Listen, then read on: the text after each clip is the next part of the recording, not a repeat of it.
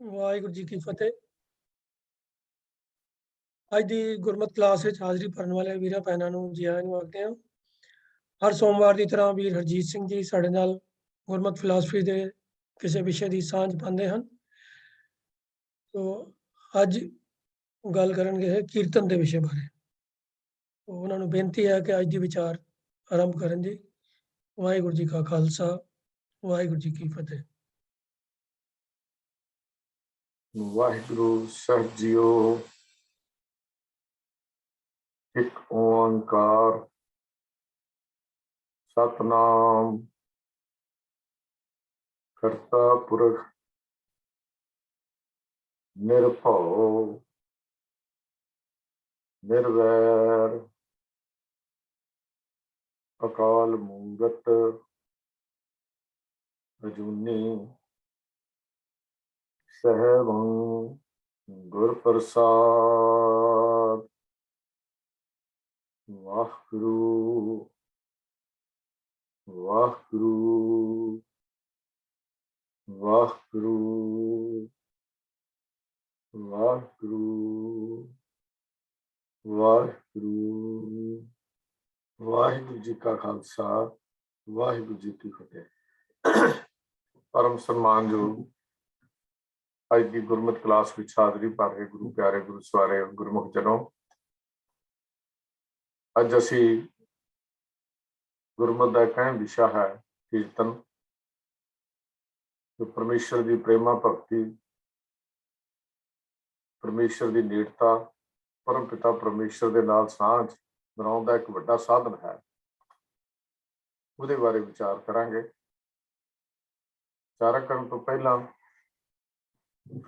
ਇੱਕ ਬੇਨਤੀ ਇਹ ਕਰ ਰਿਹਾ ਹਾਂ ਕਿ ਮੈਂ ਆਪ ਕੀਰਤਨ ਦਾ ਜਾਣੂ ਨਹੀਂ ਹਾਂ, ਨਾ ਹੀ ਕੋਈ ਰਾਗ ਤਾਲ ਦੀ ਮੈਨੂੰ ਬਹੁਤੀ ਸਮਝ ਹੈ, ਪਰ ਜੋ ਕੁਛ ਵੀ ਸੁਣਿਆ ਜਾਂ ਪੜ੍ਹਿਆ ਜਾਂ ਆਪਣੇ ਪ੍ਰੈਕਟੀਕਲ ਲਾਈਫ ਦੇ ਵਿੱਚ ਦੇਖਿਆ ਕੀਰਤਨ ਸੁਣ ਕੇ, ਉਹਦੇ ਵਿੱਚੋਂ ਜੋ ਕੁਝ ਸਮਝ ਆਈ ਉਹ ਆਪ ਜੀ ਨਾਲ ਹੀ ਵਿਚਾਰ ਸਾਂਝੇ ਕਰਾਂਗਾ। ਕੀਰਤਨ ਉਸ ਗਾਇਨ ਨੂੰ ਕਹਿੰਦੇ ਨੇ ਜਿਸ ਵਿੱਚ ਵਾਹਿਗੁਰੂ ਦੀ ਕੀਰਤੀ ਕੀਤੀ ਜਾਵੇ। ਕੀਰਤੀ ਕਰਨ ਦੇ ਢੰਗ ਹਨ ਸੁਣਨਾ, ਪੜ੍ਹਨਾ, ਆਪ ਬੋਲਣਾ, ਪਾਠ ਕਰਨਾ, ਸਹਿਜ ਪਾਠ ਕਰਨਾ, ਵਿਖਿਆਨ ਸੁਣਨੇ, ਵਿਖਿਆਨ ਕਰਨੇ, ਇਹ ਢੰਗ ਹਨ ਕੀਰਤੀ ਕਰਨ ਦੇ। ਪਰ ਕੀਰਤਨ ਦਾ ਜੋ ਉਹ ਗਾਇਨ ਹੈ ਜਿਸ ਵਿੱਚ ਸੁਰ ਤਾਲ ਦਾ ਸੁਮੇਲ ਵੀ ਹੈ, ਇੱਕ ਭਗਤੀ ਦਾ ਖਾਸ ਅਹਿਮ ਅੰਗ ਹੈ ਜੋ ਕੀਰਤਨ ਹੈ। ਅਸੀਂ ਕਹਿ ਲਈਏ ਗੁਰਬਾਣੀ ਤੇ ਰਾਗ ਨੂੰ ਸੁਰ ਤਾਲ ਜਾਂ ਕਿਸੇ ਸਿੱਧੀ ਧਾਰਨਾ ਵਿੱਚ ਗਾਉਣ ਤੇ ਨਿਰੰਕਾਰ ਦਾ ਜਸ ਕਰਨਾ, ਇਹਦਾ ਨਾਮ ਕੀਰਤਨ ਹੈ। ਔਰ ਸਤਿਗੁਰੂ ਜੀ ਇਹਨੂੰ ਇੱਕ ਹੀਰਾ ਕਹਿ ਕੇ ਵੀ ਨਵਾਜਦੇ ਹਨ। ਕੀਰਤਨ ਨਿਰਮੋਲਕ ਹੀਰਾ।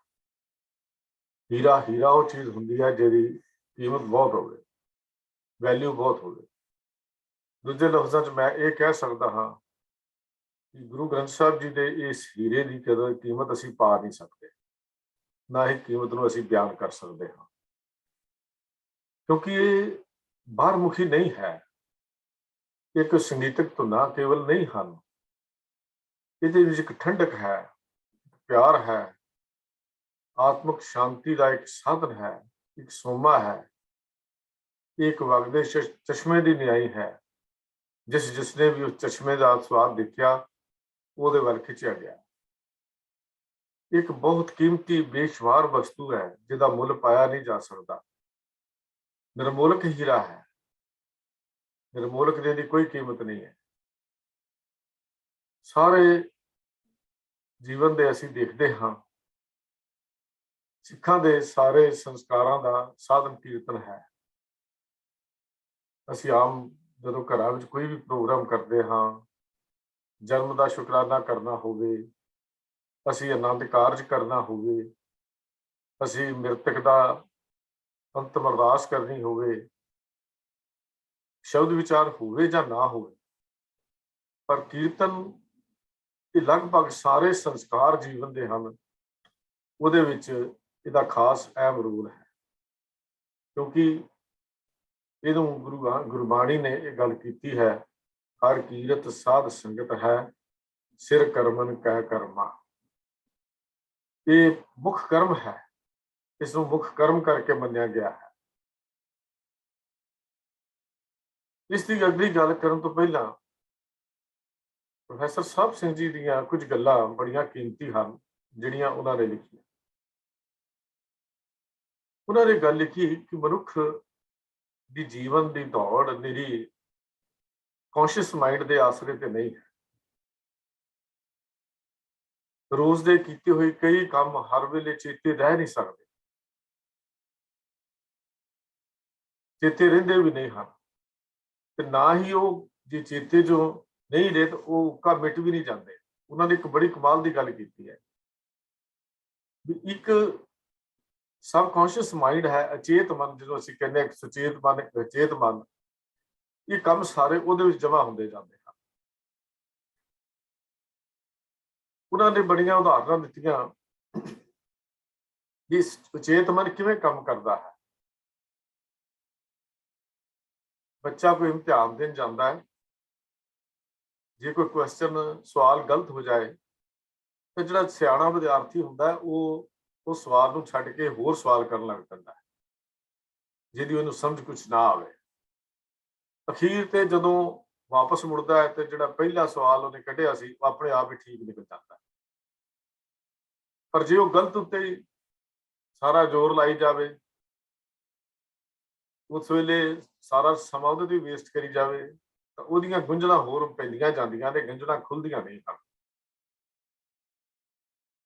ਕਈ ਵਾਰੀ ਅਸੀਂ ਆਮ ਬਹੁਤ ਘਰਾਂ ਵਿੱਚ ਗੱਲਬਾਤ ਕਰਦਿਆਂ ਹੋਇਆਂ ਬਹੁਤ ਨੇੜੇ ਦੇ ਸੰਬੰਧੀ ਦਾ, ਮਿੱਤਰ ਦਾ, ਦੋਸਤ ਦਾ ਨਾਮ ਭੁੱਲ ਜਾਂਦੇ ਹਾਂ, ਜਿਹਦੇ ਨਾਲ ਸਾਡੀ ਬਹੁਤ ਨੇੜਤਾ ਵਾਕਫੀਅਤ ਹੈ।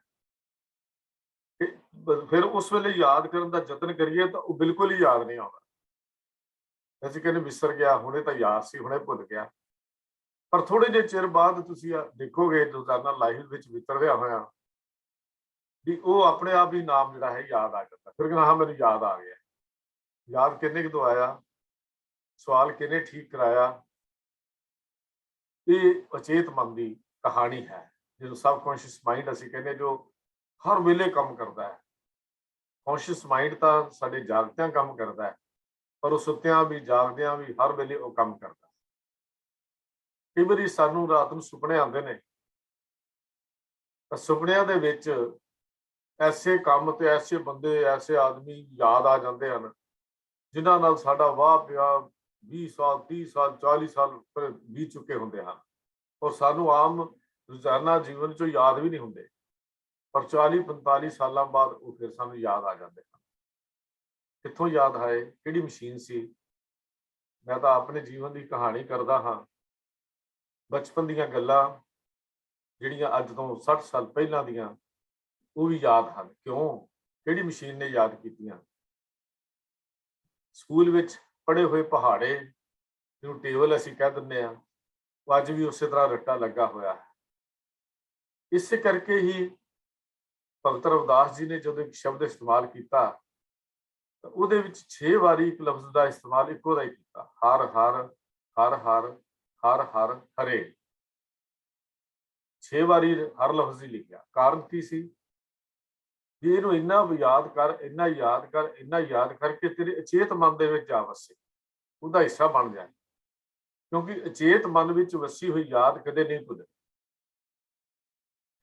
ਇੱਕ ਲਫ਼ਜ਼ ਨਾਲ ਵੀ ਹਰ ਕਹਿ ਕੇ ਵੀ ਗੱਡੀ ਚੱਲ ਸਕਦੀ ਸੀ, ਹਰ ਹਰੇ ਕਹਿ ਕੇ ਵੀ ਗੱਡੀ ਚੱਲ ਸਕਦੀ ਸੀ, ਪਰ ਭਗਤ ਜੀ ਨੇ 6 ਵਾਰੀ ਲਿਖਣ ਦਾ ਭਾਵ ਸਾਡਾ ਇਹ ਸੀ। ਤਾਂ ਮੈਂ ਇਹ ਗੱਲ ਕਰ ਸਕਦੇ ਅਸੀਂ ਕਿ ਸੁਚੇਤ ਮਨ, ਅਚੇਤ ਮਨ ਦੋਵੇਂ ਇੱਕ ਬਰਫ਼ ਦੇ ਬਹੁਤ ਵੱਡੇ ਤੋਦੇ ਢੇਰ ਦੇ ਸਮਾਨ ਹਨ, ਜੋ ਸਮੁੰਦਰ ਦੀ ਤਹਿ ਉੱਤੇ ਤਰਦੇ ਹਨ। ਉੱਤੋਂ ਦਾ ਨਿੱਕਾ ਜਿਹਾ ਜਾਪਦਾ ਹੈ, ਪਰ ਪਾਣੀ ਵਿੱਚ ਜਦੋਂ ਇਹ ਬਰਫ਼ ਦੇ ਇਹਦੀ ਤਹਿ ਮੀਲਾਂ ਦੇ ਮੀਲ, 2-2 ਮੀਲ, 4-4 ਮੀਲ ਚੌੜੇ ਵੀ ਬਰਫ਼ ਦੇ ਤੋਦੇ ਜਿਹੜੇ ਹੁੰਦੇ ਹਨ। ਉਹ ਅਚੇਤ ਮਨ ਜਿਹੜਾ ਹੈ, ਇਹ ਮਨੁੱਖ ਦੀ ਜ਼ਿੰਦਗੀ ਦੀ ਡੂੰਘੀ ਤਹਿ ਹੈ, ਇੱਕ ਡੂੰਘੀ ਤਹਿ ਹੈ ਜਿਹਦਾ ਸਾਈਜ਼ ਬਹੁਤ ਵੱਡਾ ਹੈ। ਇਹ ਐਸੀ ਹਾਰਡ ਡਿਸਕ ਹੈ ਜਿਹਦਾ ਮੈਮਰੀ ਕਦੀ ਖਤਮ ਹੀ ਨਹੀਂ ਹੁੰਦੀ। ਇੱਕ ਐਸੀ ਹਾਰਡ ਡਿਸਕ ਹੈ, ਨਾ ਇਸ ਮੈਮਰੀ ਦੇ ਵਿੱਚੋਂ ਕਿਤੇ ਜਾਣਾ, ਨਾ ਉਹਦੇ ਵਿੱਚੋਂ ਕਿਤੇ ਇਹਨੇ ਖਤਮ ਹੋਣਾ। ਇੱਕ ਐਸੀ ਸਾਡੀ ਹਾਰਡ ਡਿਸਕ ਹੈ ਸਾਡੇ ਅੰਦਰ। ਜ਼ਿੰਦਗੀ ਦੇ ਲੰਮੇ ਸਫ਼ਰ ਵਿੱਚ ਜੋ ਕੰਮ ਅਸੀਂ ਕਰਦੇ ਹਾਂ, ਜੋ ਹੁੰਦੇ ਨੇ, ਇਹ ਸਾਰਾ ਅਚੇਤ ਮਨ ਉਹਦਾ ਇੱਕ ਨਿਚੋੜ ਹੈ, ਕਿ ਤੱਤ ਹੈ ਇਹ ਗੱਲ ਕਰਦੇ। ਮਨ ਇੱਕ ਡੂੰਘਾ ਸਮੁੰਦਰ ਹੈ, ਉੱਪਰ ਦੀਆਂ ਲਹਿਰਾਂ ਤੇ ਠਾਠਾਂ ਸੁਚੇਤ ਮਨ ਹਨ, ਤੇ ਹੇਠਲਾ ਡੂੰਘਾ ਪਾਣੀ ਅਚੇਤ ਮਨ ਹੈ। ਇਹ ਜਿਹੜੀ ਸਾਡੀ ਇੱਕ ਗੱਲ ਸਮਝਣ ਦੀ ਲੋੜ ਹੈ ਵੀ ਅਚੇਤ ਮਨ ਦੇ ਵਿੱਚ ਜਿਹੜੀ ਗੱਲ ਚਲੀ ਜਾਂਦੀ ਹੈ ਉਹ ਕਦੀ ਵੀ ਖਿਆਲ ਨਹੀਂ, ਇਹ ਸਾਡੀ ਯਾਦ ਵਿੱਚੋਂ ਵਿਸਰਦੀ ਨਹੀਂ, ਕਦੀ ਵੀ ਨਹੀਂ ਭੁੱਲਦੀ। ਬੜੇ ਤਜਰਬੇ ਹਨ। ਗੁਰਬਾਣੀ ਦੀ ਰਾਹੀਂ ਸਾਨੂੰ ਅਚੇਤ ਮਨ ਨੂੰ ਪ੍ਰੇਰਨਾ ਸਿੱਖ ਧਰਮ ਦਾ ਇੱਕ ਜ਼ਰੂਰੀ ਅੰਗ ਦੱਸਿਆ ਗਿਆ ਹੈ। ਕੀਰਤਨ ਦੀ ਗੱਲ ਕਰਨ ਤੋਂ ਪਹਿਲਾਂ ਮੈਂ ਇਹ ਗੱਲ ਜ਼ਰੂਰੀ ਕਰ ਰਿਹਾ ਹਾਂ ਕਿ ਤਦ ਕਿ ਸਾਨੂੰ ਸਮਝ ਆਵੇ ਵੀ ਕੀਰਤਨ ਕੰਮ ਕਿੱਥੇ ਜਾ ਕੇ ਕਰਦਾ, ਸੁਣਿਆ ਹੋਇਆ ਸ਼ਬਦ ਕਿੱਥੇ ਜਾ ਕੇ ਜੇ ਧਿਆਨ ਨਾਲ ਸੁਣ ਜੇ ਕਿੱਥੇ ਵਾਸਾ ਹੋ ਜਾਂਦਾ, ਕਿਵੇਂ ਉਹ ਸਾਡੇ ਜੀਵਨ ਨੂੰ ਰੋਸ਼ਨੀ ਦਿੰਦਾ ਰਹਿੰਦਾ। ਸੌਣ ਵੇਲੇ ਤੇ ਜਾਗਣ ਵੇਲੇ ਸਾਨੂੰ ਗੁਰਬਾਣੀ ਦੀ ਰਾਹੀਂ ਅਚੇਤ ਮਨ ਨੂੰ ਪ੍ਰੇਰਨਾ ਦੇਣ ਦਾ ਇੱਕ ਜ਼ਰੂਰੀ ਹਿੱਸਾ ਸਾਡਾ ਮੰਨਿਆ ਗਿਆ। ਜਿਵੇਂ ਜਦੋਂ ਸ਼ਲੋਕ ਪੜ੍ਹੇ ਸੀ ਸ਼ੇਖ ਫਰੀਦ ਜੀ ਦੇ, ਫਰੀਦਾ ਪਿਛਲ ਰਾਤ ਨਾ ਜਾਗਿਓ ਏ, ਜੀਵਨਿਓ ਮੋਇਓ ਏ, ਜੇ ਤੈਂ ਰੱਬ ਵਿਸਾਰਿਆ ਤਾਂ ਰੱਬ ਨਾ ਵਿਸਰਿਓ ਏ। ਪਹਿਲੇ ਪੈਰੇ ਫੁੱਲੜਾ ਫਲ ਵੀ ਪੱਛਾ ਰਾਤ, ਜੋ ਜਾਗਨ ਲਹਨ ਸੇ ਸਾਈਂ ਕੰਨੋ ਦਾਤ। ਅਸੀਂ ਪੜ੍ਹੇ ਸੀ। ਇਹ ਰੋਜ਼ ਜਪ ਵਿੱਚ ਪੜ੍ਹਦੇ ਹਾਂ। ਅੰਮ੍ਰਿਤ ਵੇਲਾ ਸੱਚ ਨਾਉ ਵਡਿਆਈ ਵਿਚਾਰ, ਕਰਮੀ ਆਵੇ ਕੱਪੜਾ ਨਦਰੀ ਮੁਖ ਦੁਆਰ, ਨਾਨਕ ਇਹਵੈ ਜਾਣੀਐ ਸਭ ਆਪੇ ਸਚਿਆਰ। ਇਹ ਕਿਉਂ ਪੜ੍ਹਦੇ ਜਾਂਦੇ ਆ? ਰੋਜ਼ ਰੋਜ਼ ਪਾਠ ਕਿਉਂ ਕੀਤਾ ਜਾਂਦਾ ਹੈ? ਰੋਜ਼ ਰੋਜ਼ ਨਿਤਨੇਮ ਕਰਨ ਦੀ ਕਿਉਂ ਹਦਾਇਤ ਹੈ? ਅਸੀਂ ਜਦੋਂ ਇਹ ਗੱਲਾਂ ਕਰਦੇ ਹਾਂ ਇਸ ਕਰਕੇ ਵੀ ਸਾਡੇ ਉਸ ਅਚੇਤ ਮਨ ਦੇ ਵਿੱਚ ਆ ਕੇ ਹਿੱਸਾ ਬਣ ਜਾ, ਸਾਨੂੰ ਸਮਝ ਆ ਜਾਏ ਵੀ ਜੋ ਅਸੀਂ ਬੋਲਿਆ ਸਾਡੀ ਪੁਕਾਰ ਦਰ ਤੇ ਸੁਣੀ ਜਾਏਗੀ, ਗੁਰੂ ਬਖਸ਼ਿਸ਼ ਕਰੇਗਾ। ਜਿਹੜਾ ਅਸੀਂ ਸ਼ਬਦ ਮਲਾਰ ਕੀ ਵਾਰ ਦੇ ਵਿੱਚ ਪੜ੍ਹਦੇ ਹਾਂ, ਵਿਵੀਹਾ ਅੰਮ੍ਰਿਤ ਵੇਲੇ ਬੋਲਿਆ ਤਾਂ ਦਰ ਸੁਣੀ ਪੁਕਾਰ, ਮਹਿਗੇ ਨੂੰ ਫਰਮਾਨ ਹੋਆ ਬਰਸੋ ਕਿਰਪਾ ਧਾਰ, ਹੋ ਤਿਨ ਕੇ ਬਲਿਹਾਰ ਨੇ, ਜਿਨੀ ਸੱਚ ਰੱਖਿਆ ਉਰ ਧਾਰ, ਨਾਨਕ ਨਾਮੇ ਸਭ ਹਰਿਆਵਲੀ, ਗੁਰ ਕੈ ਸ਼ਬਦ ਵਿਚਾਰ। ਇਹ ਗੱਲ ਅਸੀਂ ਤਾਂ ਸਾਨੂੰ ਕਰਦੇ ਹਾਂ ਵੀ ਰੱਬੀ ਇਸ਼ਕ ਦੇ ਰਾਹ ਤੇ ਤੁਰਨ ਵਾਲਿਆਂ ਲਈ ਅੰਮ੍ਰਿਤ ਵੇਲੇ ਦਾ ਜਾਗਣਾ ਤੇ ਬਾਣੀ ਪੜ੍ਹਨੀ ਇੱਕ ਜ਼ਿੰਦਗੀ ਹੈ, ਅਸੀਂ ਇਹ ਗੱਲ ਕਹਿ ਲਈਏ। ਤੇ ਜੇ ਭਾਈ ਨੰਦ ਲਾਲ ਸਿੰਘ ਜੀ ਤੋਂ ਲਿਖਦੇ, ਕਹਿੰਦੇ ਜਦੋਂ ਮੈਨੂੰ ਇਹ ਗੱਲ ਸਮਝ ਆਈ ਕਿ ਰੱਬੀ ਇਸ਼ਕ ਦੇ ਰਾਹ ਤੇ ਤੁਰਨ ਵਾਲਿਆਂ ਲਈ ਅੰਮ੍ਰਿਤ ਵੇਲੇ ਜਾਗਣਾ ਇੱਕ ਜ਼ਿੰਦਗੀ ਹੈ, ਤੇ ਕਹਿੰਦੇ ਉਸ ਦਿਨ ਤੋਂ ਮੈਂ ਅੰਮ੍ਰਿਤ ਵੇਲੇ ਸੁੱਤੇ ਰਹਿਣ ਦੇ ਇਸ ਹਰਾਮ ਕਰਨ ਨੂੰ ਛੱਡ ਦਿੱਤਾ। ਇਹ ਵੇਖੋ ਕਿਆ ਕਮਾਲ ਦੀ ਗੱਲ ਹੈ। ਅਗਲੀ ਗੱਲ ਥੋੜੀ ਜਿਹੀ ਹੋਰ ਕਰੀਏ ਵੀ ਸੌਣ ਵੇਲੇ ਤੇ ਜਾਗਣ ਵੇਲੇ ਸੁਚੇਤ ਮਨ ਥੋੜਾ ਜਿਹਾ ਆਲਸੀ ਜਿਹਾ ਹੁੰਦਾ ਹੈ, ਇਹਦੀ ਦੌੜ ਭੱਜ ਥੋੜੀ ਢਿੱਲੀ ਜਿਹੀ ਪੈ ਜਾਂਦੀ ਹੈ। ਦੇਖੋ ਮੈਂ ਹੁਣੇ ਇੱਕ ਸਲੀਪ ਥੈਰੇਪੀ ਦੀ ਗੱਲ ਕਰ ਰਹੇ ਸੀ, ਕਿਉਂਕਿ ਮੈਨੂੰ ਸਲੀਪ ਐਪਨੀਆ, ਸਲੀਪ ਥੈਰੇਪੀ ਦੀ ਗੱਲ ਕਰ ਰਹੇ ਸੀ। ਉਹ ਕਹਿੰਦੇ ਵੀ ਇੰਨੇ ਕੁ ਘੰਟੇ ਨੀਂਦ ਜ਼ਰੂਰੀ ਹੈ, ਪਰ ਜੇ ਤੁਹਾਨੂੰ ਨੀਂਦ ਨਹੀਂ ਵੀ ਆ ਰਹੀ, ਸਵੇਰੇ ਜਾਗ ਜਲਦੀ ਖੁੱਲ ਗਈ ਹੈ, ਤਾਂ ਬੈੱਡ ਤੋਂ ਨਾ ਉੱਠੋ, ਕਿਉਂਕਿ ਬੈੱਡ ਤੋਂ ਉੱਠਦਿਆਂ ਸਾਰ ਹੀ ਤੁਹਾਡਾ ਅਚੇਤ ਸੁਚੇਤ ਮਨ ਜਿਹੜਾ ਹੈ ਉਹ ਕਾਇਮ ਹੋ ਜਾਂਦਾ। ਤੁਸੀਂ ਬੈੱਡ ਦੇ ਵਿੱਚ ਲੇਟੇ ਰਹੋ, ਉਦੋਂ ਵੀ ਸੁਚੇਤ ਮਨ ਪੂਰਾ ਕੰਮ ਨਹੀਂ ਕਰਦਾ, ਉਦੋਂ ਢਿੱਲਾ ਜਿਹਾ ਕੰਮ ਕਰਦਾ ਹੈ, ਆਲਸੀ ਜਿਹਾ ਹੋ ਕੇ ਰਹਿੰਦਾ ਹੈ, ਦੌੜ ਭੱਜ ਉਹਦੀ ਨਹੀਂ ਹੋਏਗੀ। ਪਰ ਜਦੋਂ ਹੀ ਤੁਸੀਂ ਬੈੱਡ ਤੋਂ ਉੱਠੋਗੇ ਤਾਂ ਸੁਚੇਤ ਮਨ ਦੀ ਦੌੜ ਭੱਜ ਸ਼ੁਰੂ ਹੋ ਜਾਏਗੀ। ਉਸ ਵੇਲੇ ਅਚੇਤ ਮਨ ਜਿਹੜਾ ਹੈ ਉਹ ਸਾਨੂੰ ਠੀਕ ਇਹ ਕਹਿ ਸਕਦੇ ਹਾਂ ਕਿ ਜਦੋਂ ਸਾਡਾ ਸੁਚੇਤ ਮਨ ਢਿੱਲਾ ਹੋਇਆ ਹੁੰਦਾ, ਗੁਰਬਾਣੀ ਦੀ ਰਾਹੀਂ ਜਿਹੜੀ ਪ੍ਰੇਰਨਾ ਅਚੇਤ ਮਨ ਨੂੰ ਵਿੱਚ ਜਮ੍ਹਾਂ ਹੋਈ ਹੁੰਦੀ ਹੈ, ਉਸ ਚੇਤ ਮਨ ਨੂੰ ਠੀਕ ਲੀਹਾਂ ਉੱਤੇ ਲੈ ਕੇ ਆ ਜਾਂਦੀ ਹੈ। ਇਸ ਤਰ੍ਹਾਂ ਅਸੀਂ ਕਹਿ ਸਕਦੇ ਹਾਂ ਜਦੋਂ ਮਨ ਪੂਰੀ ਤਰ੍ਹਾਂ ਕੰਮ ਦੁਨੀਆ ਦੇ ਪੂਰੇ ਧੰਦਿਆਂ 'ਚ ਖਚਤ ਨਹੀਂ ਹੁੰਦਾ, ਤਾਂ ਅਚੇਤ ਮਨ ਵਿੱਚ ਵਸੀ ਹੋਈ ਚੀਜ਼ ਜਿਹੜੀ ਹੈ ਉਹ ਸਾਡੇ ਚੇਤ ਮਨ ਨੂੰ ਵੀ ਠੀਕ ਲੀਹਾਂ ਦੇ ਉੱਤੇ ਲੈ ਕੇ ਆ ਜਾਂਦੀ ਹੈ। ਹੁਣ ਮੈਂ ਗੱਲ ਕਰ ਰਿਹਾ ਸੁਣਨ ਦੀ ਗੱਲ, ਕਿ ਸੁਣਨ ਦੀ ਗੱਲ ਦਾ ਸਾਡਾ ਅਸਰ ਕੀ ਹੁੰਦਾ। ਕਦੀ ਅਸੀਂ ਟ੍ਰੇਨ ਵਿੱਚ ਸਫ਼ਰ ਕਰਦੇ ਹੋਈਏ ਤੇ ਗੱਡੀ ਦੇ ਪਹੀਆਂ ਦੀ ਜਿਹੜੀ ਆਵਾਜ਼ ਆਉਂਦੀ ਹੈ, ਖੜਾਕਾ ਜਿਹਨੂੰ ਅਸੀਂ ਕਹਿੰਦੇ ਹਾਂ ਆਵਾਜ਼ ਆਉਂਦੀ ਹੈ, ਜਦੋਂ ਧਿਆਨ ਉਧਰ ਲੱਗਦਾ ਹੈ, ਬਾਹਰਲੇ ਪਾਸੋਂ ਧਿਆਨ ਹਟ ਜਾਂਦਾ ਹੈ, ਤਾਂ ਫਿਰ ਸਾਨੂੰ ਸੁਸਤੀ ਪੈਣੀ ਜਾਂ ਨੀਂਦ ਆਣੀ ਸ਼ੁਰੂ ਹੋ ਜਾਂਦੀ ਹੈ। ਜਦੋਂ ਧਿਆਨ ਸਿਰਫ ਚਲੋ ਹੁੰਦਾ ਉੱਥੇ ਹੀ ਹੋਵੇ, ਕਿਉਂਕਿ ਉਸ ਚੇਤ ਮਨ ਦਾ ਕੰਮ ਖਤਮ ਹੋ ਜਾਂਦਾ ਹੈ। ਇੱਥੇ ਆਪਾਂ ਪਹਾੜ ਦੇ ਜਾਂ ਦਰਿਆਵਾਂ ਦੇ ਕੰਢੇ ਤੇ ਬੈਠ ਕੇ ਕਿਤੇ ਪਾਣੀ ਦੀ ਆਵਾਜ਼ ਸੁਣਦੇ ਹੋਈਏ, ਉਸ ਪਾਣੀ ਦੀ ਜੋ ਸਵਾਦ ਹੈ, ਉਸ ਆਵਾਜ਼ ਦਾ ਸਵਾਦ ਔਰ ਬਾਕੀ ਸਭ ਸਵਾਦ ਭੁੱਲ ਜਾਂਦੇ ਨੇ।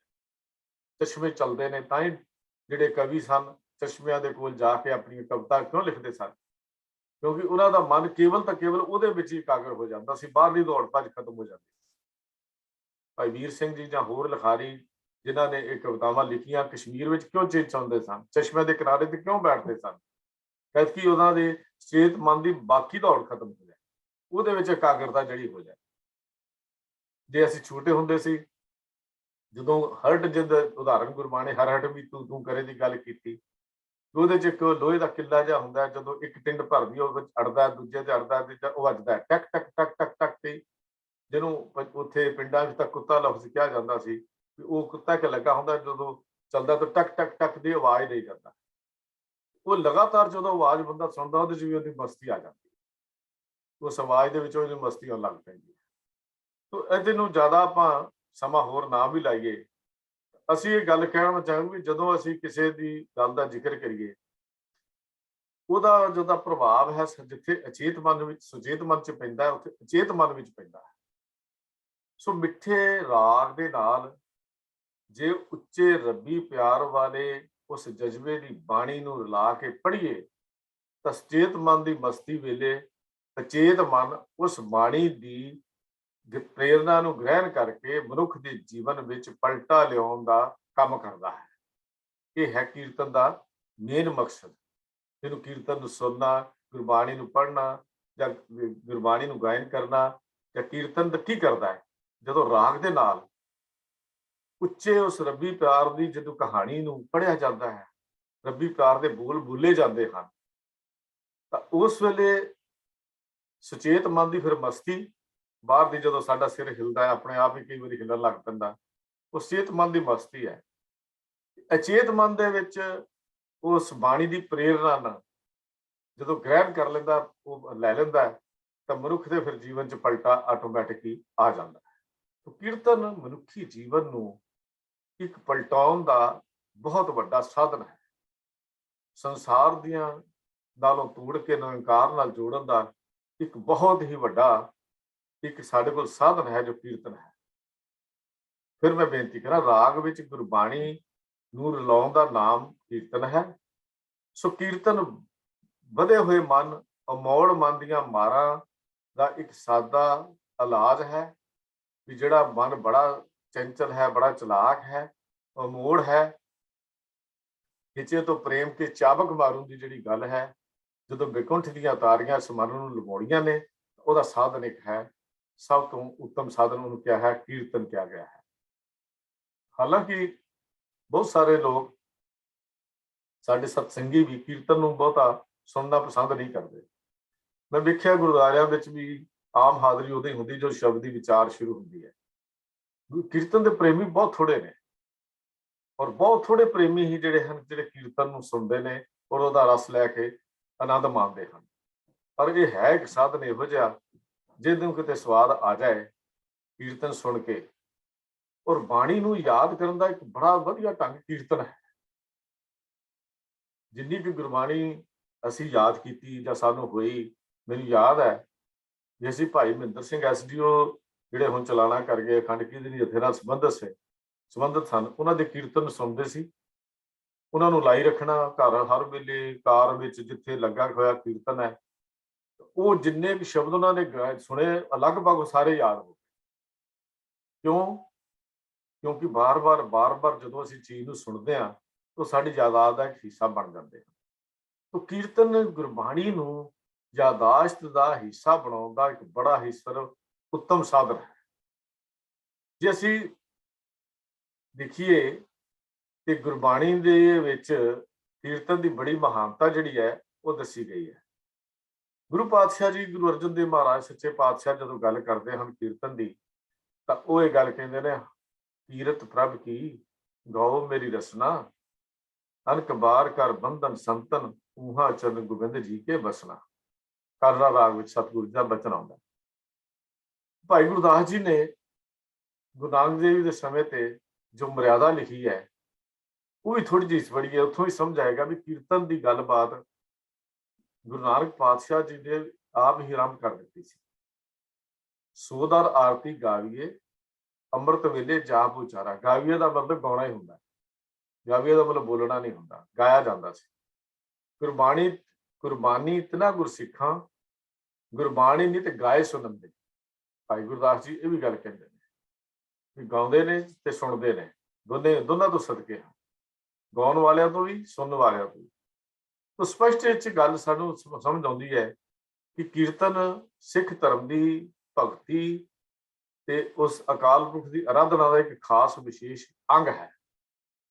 ਸਤਿਗੁਰਾਂ ਦੇ ਗੁਰੂ ਗ੍ਰੰਥ ਸਾਹਿਬ ਵਿੱਚ ਆਏ ਹੋਏ 31 ਰਾਗ ਸਾਰੀ ਹੀ ਬਾਣੀ ਰਾਗਾਂ ਵਿੱਚ ਉਚਾਰਨ ਕੀਤੀ, ਉਹਦਾ ਖਾਸ ਮਕਸਦ ਸੀ। ਜਦੋਂ ਇਤਿਹਾਸਿਕ ਨੂੰ ਅਸੀਂ ਪੜ੍ਹਦੇ ਹਾਂ, ਇਤਿਹਾਸ ਵੱਲ ਨੂੰ ਤੁਰਦੇ ਹਾਂ, ਤਾਂ ਉਹਦਾ ਵੀ ਆਪਣੇ ਵਿੱਚੋਂ ਬੜੀਆਂ ਉਦਾਹਰਨਾਂ ਸਾਨੂੰ ਮਿਲਦੀਆਂ ਨੇ। ਰਾਗ ਹੈ ਕੀ ਚੀਜ਼? ਸੁਰ ਨੂੰ ਇੱਕ ਖਾਸ ਢੰਗ ਨਾਲ ਹਰਕਤ ਵਿੱਚ ਲਿਆਉਣਾ। ਜੇਕਰ ਸੁਰ ਦੇ ਵਿੱਚ ਉਹਦੇ ਵਿੱਚ ਇੱਕ ਸਾਰਤਾ ਨਾ ਹੋਵੇ ਤਾਂ ਫਿਰ ਉਹ ਰਾਗ ਨਹੀਂ ਹੁੰਦਾ। ਉਹਦੀ ਇੱਕ ਸਾਰਤਾ ਹੋਣੀ ਬੜੀ ਜ਼ਰੂਰੀ ਹੈ। ਰੋਲਾ ਗੋਲਾ ਹੀ ਹੁੰਦਾ ਫਿਰ, ਜਿਵੇਂ ਅੱਜ ਕੱਲ੍ਹ ਰੋਲਾ ਗਲਾ ਪੈਂਦਾ ਹੈ। ਅਸੀਂ ਸੁਰ ਤਾਲ ਦਾ ਮੇਲ ਜਿਹੜਾ ਹੈ ਉਹ ਸ਼ਾਇਦ ਸਮਝ ਨਹੀਂ ਸਕੇ। ਰਾਗ ਕੇਵਲ ਸੁਰ ਤੇ ਹਵਾ ਨੂੰ ਬੰਨਣ ਦਾ ਨਾਂ ਹੈ, ਜਿਸ ਨੂੰ ਸੁਣ ਕੇ ਬੰਦੇ ਦਾ ਚਿੱਤ ਪ੍ਰਸੰਨ ਤੇ ਉਹਦੇ ਵਿੱਚ ਪਿਆਰ ਪੈਦਾ ਹੁੰਦਾ ਹੈ। ਹਿੰਦੀ ਵਿੱਚ ਰਾਗ ਦੇ ਅਰਥ ਪ੍ਰੀਤ ਹਨ। ਹਿੰਦੀ ਦੇ ਵਿੱਚ ਪ੍ਰੀਤੀ ਹੈ, ਰਾਗ ਦਾ ਅਰਥ ਨੂੰ ਹਿੰਦੀ ਦੇ ਵਿੱਚ ਪ੍ਰੀਤੀ ਕਹਿੰਦੇ ਨੇ। ਤੋ ਰਾਗ ਨੂੰ ਆਤਮਾ ਦੀ ਖੁਰਾਕ ਵੀ ਕਿਹਾ ਗਿਆ ਹੈ। ਤੇ ਇਤਿਹਾਸ ਦੇ ਹਵਾਲੇ ਤੇ ਇਹ ਵੀ ਕਹਿੰਦੇ ਨੇ ਵੀ ਰਾਗ ਦਾ ਅਸਰ ਕੇਵਲ ਮਨੁੱਖ ਤੇ ਨਹੀਂ ਹੁੰਦਾ, ਬਲਕਿ ਪੰਛੀਆਂ ਦੇ ਉੱਤੇ ਵੀ ਇਹਦਾ ਅਸਰ ਹੁੰਦਾ ਹੈ। ਜਿਵੇਂ ਢੱਡੇ ਹੇੜੇ ਦੀ ਸ਼ਬਦ ਸੁਣ ਕੇ, ਆਵਾਜ਼ ਸੁਣ ਕੇ ਹਿਰਨ ਫਸ ਜਾਂਦਾ ਹੈ। ਆਵਾਜ਼ ਕੀ ਹੈ? ਨਾਦ ਕੀ ਹੈ? ਉਹਦੀ ਆਵਾਜ਼ ਹੈ, ਉਹ ਸੁਣ ਕੇ ਹਿਰਨ ਫਸ ਜਾਂਦਾ ਹੈ। ਜਿਵੇਂ ਬੀਨ ਸੁਣ ਕੇ ਸੱਪ ਜਿਹੜਾ ਹੈ ਉਹ ਖੁੱਡਾਂ ਚੋਂ ਬਾਹਰ ਆ ਜਾਂਦਾ ਹੈ, ਉਹ ਫਸ ਜਾਂਦਾ ਹੈ, ਆਪਣੇ ਸਿਰ ਥੱਲੇ ਸੁੱਟ ਦਿੰਦਾ ਹੈ। ਜ਼ਹਿਰੀ ਸੱਪ ਜਿੰਨਾ ਮਰਜ਼ੀ ਹੋਵੇ, ਜਦੋਂ ਬੀਨ ਦੀ ਮਸਤੀ ਤੇ ਮਸਤ ਹੁੰਦਾ ਹੈ, ਥੱਲੇ ਨੂੰ ਆਪਣਾ ਸਿਰ ਸੁੱਟ ਦਿੰਦਾ ਹੈ। ਤੇ ਆਮ ਤੌਰ ਤੇ ਇਹ ਵੀ ਕਿਹਾ ਜਾਂਦਾ ਸੀ ਵੀ ਸੰਗੀਤ ਸੁਣ ਕੇ ਜਾਂ ਪਿਆਨੋ ਸੁਣ ਕੇ ਜਿਹੜੀਆਂ ਗਾਵਾਂ ਦੁੱਧ ਵਧੇਰੇ ਦਿੰਦੀਆਂ ਹਨ। ਇਹ ਵੀ ਗੱਲ ਕਹੀ ਜਾਂਦੀ ਹੈ। ਇਹ ਵੀ ਇਤਿਹਾਸ ਵਿੱਚੋਂ ਸਾਨੂੰ ਉਦਾਹਰਨਾਂ ਮਿਲਦੀਆਂ ਹਨ। ਬੱਚੇ ਦੇ ਸਾਹਮਣੇ ਜਦੋਂ ਅਸੀਂ ਸਾਜ਼ ਵਜਾਉਂਦੇ ਹਾਂ ਤਾਂ ਭੰਗੂੜੇ 'ਚ ਪਿਆ ਬੱਚਾ ਕਿਵੇਂ ਉਛਲਦਾ ਹੈ ਕਿ ਦੇਖੋ ਸਾਜ਼ ਵਜਾ ਕੇ, ਉਹ ਵੀ ਹੱਥ ਤੁਹਾਡੇ ਵੱਲ ਕਰੇਗਾ। ਇਹ ਤਾਂ ਬਸ ਸੰਗੀਤ ਦਾ ਅਸਰ ਜਿਹੜਾ ਹੈ, ਉਹਦਾ ਆਵਾਜ਼ ਦਾ ਅਸਰ ਜਿਹੜਾ ਹੁੰਦਾ ਹੈ, ਇਹਦਾ ਮਤਲਬ ਅਸਰ ਕਬੂਲਦੇ ਹਨ। ਰਾਗ ਦੀਆਂ ਸੁਰਾਂ ਕਿੰਨੀਆਂ ਹਨ? ਮੈਨੂੰ ਇਹਦੇ ਬਾਰੇ ਜਾਣਕਾਰੀ ਨਹੀਂ। ਬਸ 7 ਸੁਰਾਂ ਦੀ ਗੱਲ ਕੀਤੀ, ਸਾਰੇ ਗਾਮਾ ਪਾ ਦਾਨੀ ਸਾਜ਼ ਹੁੰਦਾ, ਦਾਨੀ ਕੀ ਸੁਰਾਂ ਹੁੰਦੀਆਂ ਨੇ। ਮੈਨੂੰ ਬਹੁਤੀ ਜਾਣਕਾਰੀ ਨਹੀਂ ਹੈ, ਮੈਂ ਇਸ ਕਰਕੇ ਆਪ ਜੀ ਨਾਲ ਦਾ ਜ਼ਿਕਰ ਵੀ ਨਹੀਂ ਕਰਾਂਗਾ ਵੀ ਇਹ ਵੀਰ MP ਸਿੰਘ ਜੀ ਆਪ ਜੀ ਦੇ ਨਾਲ ਜ਼ਿਕਰ ਕਰਨਗੇ। ਪਰ ਗੁਰੂ ਕਾਲ ਦੇ ਵੇਲੇ ਜਦੋਂ ਗੁਰੂ ਕਾਲ ਦਾ ਆਰੰਭ ਹੁੰਦੀ ਹੈ ਤਾਂ ਰਾਗ ਦੀ ਵਰਤੋਂ ਜਿਹੜੀ ਸੀ ਬੜੀ ਨੀਵੇਂ ਹੋਣ ਲੱਗ ਪਈ, ਤਾਂ ਰਾਗ ਨੂੰ ਹਰਾਮ ਕਹਿ ਦਿੱਤਾ ਗਿਆ। ਰਾਗ ਨੂੰ ਬੇਸਵਾਵਾਂ ਦੇ ਉੱਥੇ ਦਰ ਤੇ ਵਰਤਿਆ ਜਾਂਦਾ ਸੀ, ਉੱਥੇ ਹੁੰਦਾ ਸੀ, ਇਸ ਕਰਕੇ ਉਹਨੂੰ ਹਰਾਮ ਕਹਿ ਦਿੱਤਾ। ਜਾਂ ਕਹਿ ਲਈਏ ਕਿ ਸੰਗੀਤ ਸਮਾਜ ਵਿੱਚ ਜਿਹੜਾ ਸੀ ਉਹ ਬੇਸਵਾਵਾਂ ਜਾਂ ਕੰਜਰਾਂ ਕੋਲ ਚਲਾ ਗਿਆ। ਲਫ਼ਜ਼ ਜਿਹੜਾ ਮੈਂ ਵਰਤਾਂਗਾ ਵੀ ਉੱਥੇ ਚਲਾ ਗਿਆ। ਸ਼ਾਹੀ ਦਰਬਾਰਾਂ ਵਿੱਚ, ਖਾਨਗਾਹਾਂ ਤੇ ਮਕਬਰਿਆਂ ਦੇ ਉੱਤੇ ਨਾਚ ਮੁਜਰੇ ਹੁੰਦੇ ਸਨ। ਗੁਰੂ ਨਾਨਕ ਦੇਵ ਮਹਾਰਾਜ ਨੇ ਇਸ ਰੋਹ ਨੂੰ ਈਸ਼ਵਰ ਭਗਤੀ ਦੇ ਰੂਪ ਵਿੱਚ ਬਦਲਣ ਦਾ ਕਮਾਲ ਦਾ ਕੰਮ ਕੀਤਾ। ਜਿਹਨੂੰ ਉਹ ਹਰਾਮ ਕਹਿੰਦੇ ਸਨ, ਸੰਗੀਤ ਸੁਣਨਾ ਹੀ ਪਸੰਦ ਨਹੀਂ ਸੀ ਕਰਦੇ, ਉਹਨੂੰ ਦੂਜਿਆਂ ਦਾ ਵਿਸ਼ਾ ਦੱਸਦੇ ਸਨ, ਤਾਂ ਗੁਰੂ ਨਾਨਕ ਸਾਹਿਬ ਨੇ ਕਮਾਲ ਦੀ ਗੱਲ ਕੀਤੀ। ਪਹਿਲੀ ਉਦਾਸੀ ਕਰਨੀ ਜਦੋਂ ਸੁਲਤਾਨਪੁਰ ਤੋਂ ਚੱਲਣਾ ਸੀ ਤਾਂ ਫਿਰ ਫਰਿੰਦੇ ਪਾਸੋਂ ਰਵਾਬ ਬਣਵਾਈ। ਕਹਿੰਦੇ ਨੇ ਬੀਬੀ ਨਾਨਕੀ, ਭੈਣ ਨਾਨਕੀ ਨੇ ਰਵਾਬ ਬਣਾ ਕੇ ਫਰਿੰਦੇ ਪਾਸੋਂ ਰਵਾਬ ਜਿਹੜੀ ਸੀ ਉਹ ਦਿੱਤੀ। ਉਹ ਰਵਾਬ ਮਰਦਾਨੇ ਨੂੰ ਦਿੱਤੀ। ਤੇ ਜਦੋਂ ਮਰਦਾਨੇ ਦਾ ਪਹਿਲਾ ਮੇਲ ਹੋਇਆ ਸੀ ਗੁਰੂ ਨਾਨਕ ਪਾਤਸ਼ਾਹ ਜੀ ਦਾ, ਉਹ ਵੀ ਇਸ ਰਵਾਬ ਸੰਗੀਤ ਤੋਂ ਹੀ ਹੋਇਆ ਸੀ। ਆਪ ਜੀ ਨੂੰ ਇਤਿਹਾਸ ਬਾਰੇ ਜਾਣਕਾਰੀ ਹੈ। ਮਰਦਾਨਾ ਰਵਾਬ ਵਜਾਉਂਦਾ ਸੀ, ਗੁਰੂ ਨਾਨਕ ਸੁਣ ਰਹੇ ਸਨ ਆਵਾਜ਼ ਨੂੰ, ਬੜੀ ਮਿੱਠੀ ਮਧੁਰ ਆਵਾਜ਼ ਸੀ। ਜਦੋਂ ਨੇ ਰਵਾਬ ਉਸ ਧੁਨ ਨੂੰ ਬੰਦ ਕੀਤਾ ਤੇ ਜਾ ਕੇ ਸਵਾਲ ਕੀਤਾ, ਭਲਿਆ ਤੇਰਾ ਨਾਮ ਕੀ ਹੈ? ਜੀ ਮੇਰਾ ਨਾਮ ਦਾਨਾ ਹੈ। ਤੇ ਗੁਰੂ ਨਾਨਕ ਪਾਤਸ਼ਾਹ ਨੇ ਕਿਹਾ, दानिया रवाब बड़ी खूबसूरत बजाना है,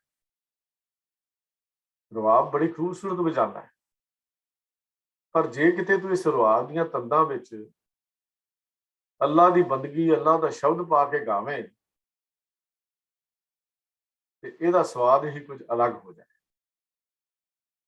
अगों दा जवाब सी, पातशाह बाबा राग गा के पैसा इकट्ठा करते हैं, राग बजा के पैसा मिलता है, शब्द गा के की मिलेगा? गुरु नानक पातशाह जवाब दिता, तानिया राग गाय के तो केवल पैसा मिलता है, पर शब्द गा के वो कुछ मिलेगा जो अज तक किसी को भी नहीं नसीब होया। उस दाने ने गुरु नानक के अगे हथियार सुट दिते। फिर गुरु नानक साहब ने नाम रखा मरदाना, सूरमा। दाना सियाणे नूं कहंदे ने, कहंदे सचमुच दानिया सूरमा है, जिन्हें सब कुछ अपना त्याग के इस शब्द गायन की गल जिहड़ी है वह मान ली है। ये शब्द ही सी जिन्हें उस रवाब दीयां तंदां ही सन जिसने भाई मरदाने ते गुरु नानक देव महाराज का भेद ही खत्म कर दिता। जदों भाई मरदाना जी एक दिन कहन लगे, बाबा तेरा ते मेरा कोई बहुता भेद नहीं। गुरु नानक साहब ने कहा, जी वो किवें? कहन लगे, बाबा तू रब दा डूम ते मैं तेरा डूम, तू अकाल पुरख परमेश्वर नूं पाया है ते मैं गुरु परमेश्वर नानक नूं पाया है, दस तेरा ते मेरा भेद किवें होया? गुरु नानक साहब कहंदे, दानिया साची दा हरदा है, पर दानिया साची ते कहंदा है, जिथे तेरी नजर उस उपर मेरी नजर, जिथे तेरा वासा उत्थे मेरा वासा, जिथे तेरा घर उत्थे मेरा घर। यह है शब्द नूं समझ के गा के समझण वाले दे जीवन की आई हुई तब्दीली का जिक्र। और भाई मरदाना इन्ना चंगे भागां वाला है, गुरु नानक की रचना विचों निकलिया होया हर बोल भाई मरदाना जी ने रवाब दीयां तंदां विच पा के गाया है। गाया ही नहीं, केवल गाया नहीं, इत्थे गाए तक सीमित नहीं किया। जदों शब्द समाप्त हो जाती ते जन्म साखी वाला लिखता है, सवाल करता, बाबा कै गा दिया? बाबा मैनू दस, समझा की गाया, मैनू समझ आ जाए। गुरु नानक भाई मरदाना जी नूं समझाउंदे ते भाई मरदाना वो समझ के अपने हिरदे च वसाउंदा, थां दिंदा। असीं भाई मरदाना जी नूं कमला कमला कह के अज तक भुखा भुखा ही करी जाते हैं। भाई मरदाना वो शख्स है, लगभग 54 साल गुरु नानक देव महाराज की संगत विच रहन वाला बंदा भुखा किवें हो सकता है? फिर शब्द संगत ही नहीं की, गुरु नानक देव नाल रल के शब्द गाया भी, वो शब्द सुनिया भी, शब्द विचारिया भी, ते शब्द नूं अपनी जिंदगी का हिस्सा भी बनाया। ये सी भाई मरदाना जी के जीवन की कहानी। तो जदों गुरु नानक साहब जी ने ये जलती सब पृथ्वी दे आई की गल देखी ते चढ़िया सोधन धरत लुकाई वाले पासे नूं तुरना सी ते गुरु नानक पातशाह ने भाई मरदाने नूं साथी बना के धन निरंकार दा संदेश जिहड़ा सी वो कीर्तन राहीं देना शुरू किया।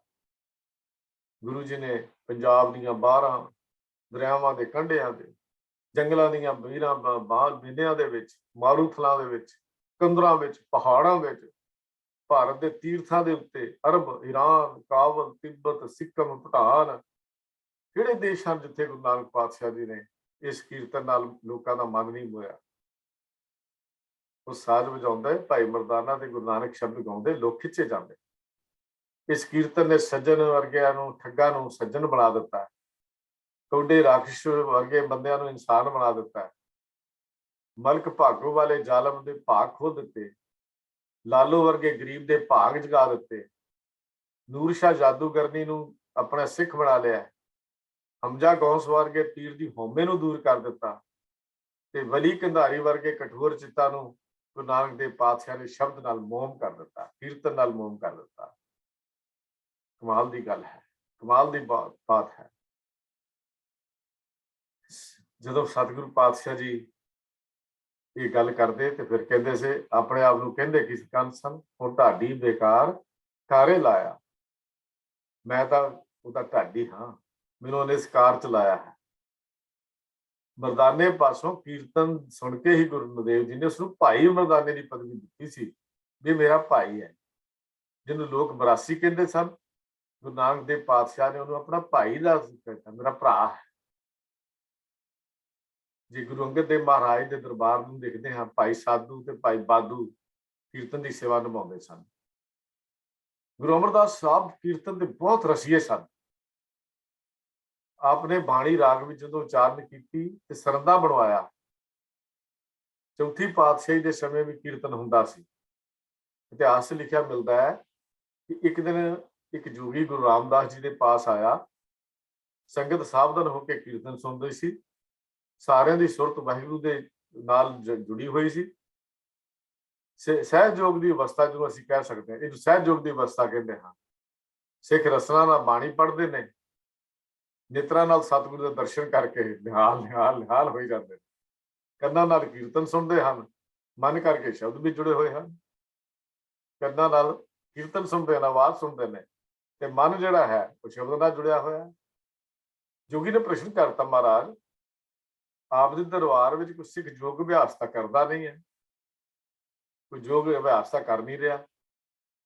ਯੋਗ ਗਿਆਨ ਇੰਦਰੀਆਂ ਨੂੰ ਰੋਕ ਕੇ ਮਨ ਨੂੰ ਸਥਿਰ ਕਰਨ ਦੀ ਗੱਲ ਹੁੰਦੀ ਹੈ। ਇਸ ਤੋਂ ਬਿਨਾਂ ਤਾਂ ਮਨ ਟਿਕ ਨਹੀਂ ਸਕਦਾ। ਮਨ ਨਾ ਟਿਕੇ ਤਾਂ ਆਤਮਾ ਦਾ ਗਿਆਨ ਨਹੀਂ ਹੁੰਦਾ।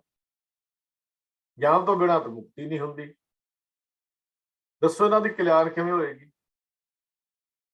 ਇੱਕ ਸਵਾਲ ਕੀਤਾ ਜੋਗੀ ਨੇ, ਤਾਂ ਗੁਰੂ ਜੀ ਨੇ ਉੱਤਰ ਕੀ ਦਿੱਤਾ? ਹੱਥ ਕਰ ਤੰਤ ਬਜਾਵੇ ਜੋਗੀ, ਥੋਥਰ ਬਾਜੇ ਬਹਿਨ, ਗੁਰਮਤ ਹਰ ਗੁਣ ਬੋਲੋ ਜੋਗੀ, ਇਹ ਮਨੁਆ ਹਰ ਰੰਗ ਪੈਨ। ਜੋਗੀ ਤੂੰ ਹੱਥਾਂ ਨਾਲ ਜੋ ਕਿੰਗਰੀ ਜਾਂ ਬੀਣਾ ਵਜਾਉਂਦਾ ਹੈ, ਇਹ ਥੋਥੀ ਹੈ। ਤੂੰ ਵਾਹਿਗੁਰੂ ਦੇ ਗੁਣਾਂ 'ਚ ਆਪਣਾ ਮਨ ਜੋੜ ਤਾਂ ਕਿ ਤੈਨੂੰ ਸੱਚਾ ਸੁੱਖ ਪ੍ਰਾਪਤ ਹੋ ਜਾਏ। ਗੁਰੂ ਨਾਨਕ ਪਾਤਸ਼ਾਹ ਜੀ ਨੇ ਇਹ ਗੱਲ ਸਮਝਾਈ, ਕੇਵਲ ਸਾਜ਼ ਵਜਾਉਣਾ ਜਾਂ ਬੀਣਾ ਵਜਾ ਲੈਣੀ ਨਹੀਂ। ਗੁਰੂ ਰਾਮਦਾਸ ਪਾਤਸ਼ਾਹ ਜੀ ਨੇ ਇਹ ਗੱਲ ਸਮਝਾ ਦਿੱਤੀ ਕਿ ਇਹ ਬੀਣਾ ਵਜਾ ਲੈਣੀ ਕਾਫੀ ਨਹੀਂ ਹੈ, ਸੰਗੀਤ ਨਹੀਂ ਹੈ। ਸੰਗੀਤ ਵਿੱਚ ਸ਼ਬਦ ਪਾਉਣਾ ਪੈਂਦਾ ਹੈ। ਇਹ ਕੇਵਲ ਸੰਗੀਤ ਨਹੀਂ ਹੈ, ਮਸਤੀ ਨਹੀਂ ਹੈ। ਇਹ ਤਾਂ ਉਹ ਮਸਤੀ ਹੈ ਜਿਸ ਮਸਤੀ ਚੋਂ ਕੋਈ ਬਾਹਰ ਹੀ ਨਹੀਂ ਆਉਂਦਾ। ਇਹ ਉਹ ਮਸਤੀ ਹੈ। ਤੇ ਅੱਜ ਉਸ ਯੋਗ ਦੇ ਖਿਆਲਾਂ ਨੂੰ ਨਵੇਂ ਲੈਵਲ ਲਾ ਕੇ ਸਾਡੇ ਇੱਥੇ ਵੀ ਜੋਗੀ ਚੱਲ ਪਏ। ਵੱਡੇ ਵੱਡੇ ਜੋਗੀ USA ਦੇ ਵਿੱਚ ਵੀ ਪ੍ਰਚਲਿਤ ਹੋ ਗਏ। ਫਿਰ ਮੱਥੇ ਦੀਆਂ ਤਰਟੁੱਟੀਆਂ ਖੋਲਣ ਵਾਲੇ ਮੱਤ ਜਿਹੜੇ ਸੀ ਉਹ ਹੋਂਦ ਵਿੱਚ ਆ ਗਏ। ਇਹ ਕਹਿਣ ਲੱਗ ਪਏ ਬਾਹਰਲੇ ਕੀਰਤਨ 'ਚ ਕੀ ਪਿਆ ਹੋਇਆ, ਤਰਕੁੱਟੀ, ਦਸਮ ਦੁਆਰ, ਨਿਜ ਧਾਮ, ਸੁਰਤ ਨੂੰ ਟਿਕਾਣਾ, ਉਹਨਾਂ ਵਿੱਚ ਸੁਰਤ ਨੂੰ ਟਿਕਾਣਾ ਚਾਹੀਦਾ ਹੈ। ਉਹਨਾਂ ਦੀਆਂ ਗੱਲਾਂ ਚੱਲ ਪਈਆਂ। ਤੋ ਇਹਨਾਂ ਥਾਵਾਂ ਉੱਤੇ ਇਹ ਮਿਰਦੰਗ, ਸਰੰਗੀ, ਬੰਸਰੀ, ਸ਼ੰਖ, ਬਦਲਾਂ ਦੀ ਧਨ, ਇਹ ਗੱਲਾਂ ਆਮ ਸੁਣਨ ਨੂੰ ਮਿਲਦੀਆਂ, ਸ਼ਬਦ ਸੁਣਨ ਨੂੰ ਮਿਲਦੇ ਹਨ। ਇਹੋ ਜਿਹੀ ਆਵਾਜ਼ ਆਉਂਦੀ ਹੈ। ਇਹ ਮਨ ਦੇ ਟਿਕਾਓ ਦਾ ਇੱਕ ਸਾਧਨ ਹੈ। ਗੁਰੂ ਪਾਤਸ਼ਾਹ ਜੀ ਨੇ ਇਸ ਗੱਲ ਨੂੰ ਕਿਹਾ ਵੀ ਇਹ ਤਾਂ ਬਾਹਰਲਾ ਆਵਾਜ਼ਾਂ ਹਨ, ਇਹਦੇ ਨਾਲ ਕਿੱਥੇ ਅਨਹਦ ਸ਼ਬਦ ਸੁਣਨ ਤੇ ਤਾਲੂ ਵਿੱਚ ਅੰਮ੍ਰਿਤ ਜਿਹੜੇ ਚੋਣ ਵਾਲੇ ਕਿੰਗਰੀ ਤੇ ਬੀਣਾ ਵਜਾਉਣ ਲੱਗ ਪਏ। ਕਹਿੰਦੇ ਤੁਹਾਡਾ ਇਹ ਕੰਮ ਸੀ, ਤੁਸੀਂ ਤਾਂ ਅੰਮ੍ਰਿਤ ਸ਼ਬਦ ਦਾ ਆਨੰਦ ਹੀ ਨਹੀਂ ਮਾਣਿਆ। ਮੜੀਆਂ ਵਿੱਚ ਜਾ ਕੇ ਬੈਠ ਕੇ ਝੂਠੀ ਮਸਤੀ ਲਈ ਸ਼ਰਾਬ ਪੀਣ ਲੱਗ ਪਏ। ਫਰਜ਼ ਕਰੋ ਵੀ ਅੰਦਰ ਕੋਈ ਆਵਾਜ਼ਾਂ ਸੁਣਦੀਆਂ ਹਨ, ਤੁਹਾਨੂੰ ਸੁਣਨ ਦਾ ਲਾਭ ਕੀ ਹੈ? ਜੋ ਤੁਸੀਂ ਵਜਾਉਂਦੇ ਹੋ, ਜਿਹੜੇ ਸਾਜ਼ਾਂ ਦੀ ਗੱਲ ਤੁਸੀਂ ਕਰਦੇ ਹੋ, ਇਹਦਾ ਮਹਿਨਾ ਕੀ ਹੈ? ਜੇ ਸਰੀਰ ਨੂੰ ਕਸ਼ਟ ਦੇ ਕੇ ਅੰਦਰ ਦੇ ਸਾਜ਼ ਸੁਣਦੇ ਹਨ ਤਾਂ ਬਾਹਰ ਵਜਾ ਕੇ ਸੁਣੇ ਜਾ ਸਕਦੇ ਹਨ। ਤੁਸੀਂ ਕਹਿੰਦੇ ਅੰਦਰ ਇਹਦੀ ਆਵਾਜ਼ ਆਉਂਦੀ ਹੈ, ਤੇ ਇੰਨਾ ਕੋਈ ਸਰੀਰ ਨੂੰ ਕਸ਼ਟ ਦੇ ਕੇ ਜੇ ਤੁਸੀਂ ਆਵਾਜ਼ ਸੁਣਨੀ ਹੈ ਤਾਂ ਬਾਹਰੋਂ ਵਜਾ ਕੇ ਸੁਣ ਲਓ। ਇਹਦਾ ਕੀ ਹਿਸਾਬ ਹੋਇਆ ਜਿਹੜਾ ਉਹਨੇ ਗੁਰੂ ਪਾਤਸ਼ਾਹ ਜੀ ਨੇ ਗੱਲ ਸਮਝਾ ਦਿੱਤੀ?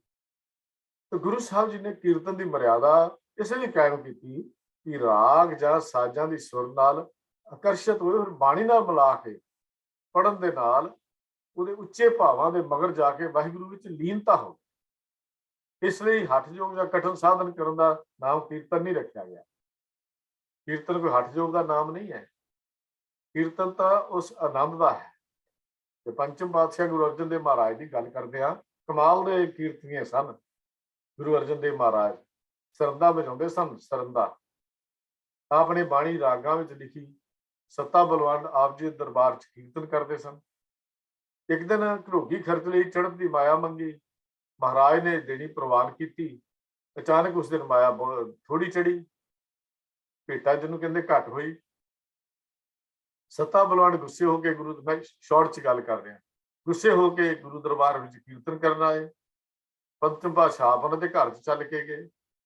ਹਜ਼ੂਰ ਨੇ ਉਹਨਾਂ ਨੂੰ ਕਿਹਾ ਚਲੋ ਚੱਲ ਕੇ ਕੀਰਤਨ ਕਰੋ।